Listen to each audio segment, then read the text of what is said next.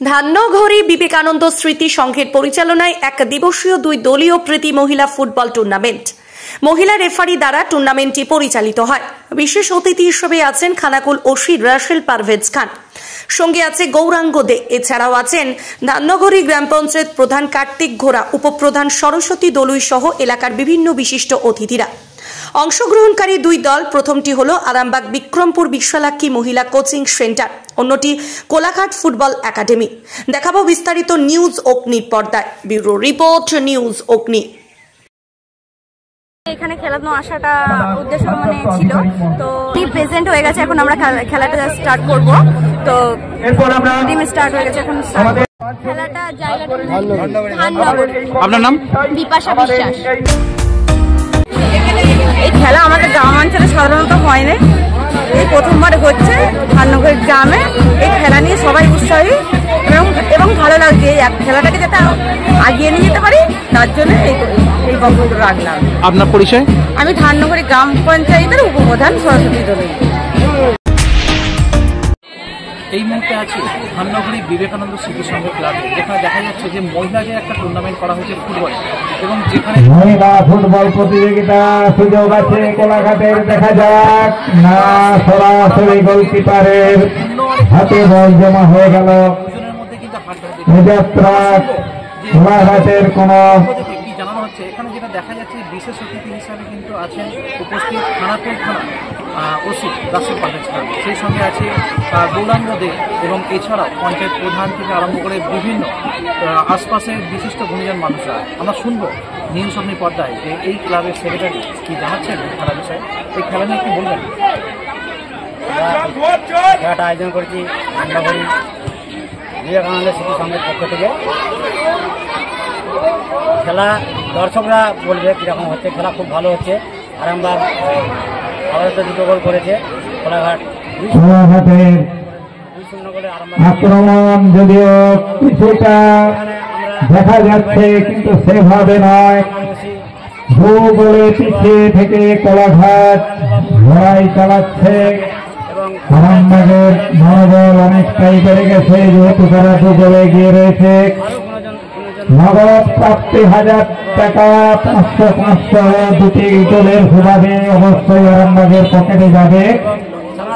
Corner আরামবাগের অনুকূলে, corner. সমস্ত গ্রামবাসী ভালো সাড়া পেয়েছি এবং সেইভাবে আমাদের খেলাটা চলছে। দেখা যায় সর্বতভাবে সাহায্য করে আবার সুযোগ ছিল, কিন্তু না, যাত্রা বিপদ কেটে গেল।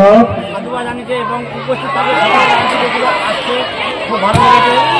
বিশেষ করে ওটিকে বারে বারে বিপদ ঘুরে ঘুরে আসছে, কোলাঘাট বিব্রত বোধ করছে, কিন্তু আরামবাগ। শুনলেন বিস্তারিত নিউজ অগ্নি পর্দায়। ব্যুরো রিপোর্ট, নিউজ অগ্নি। এরপর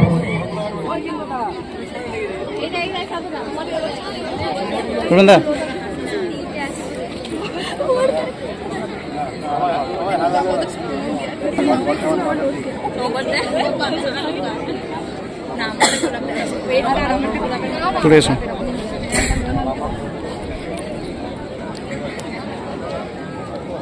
পড়াশোনা করানো খেলায় ভালো করে খেলবে।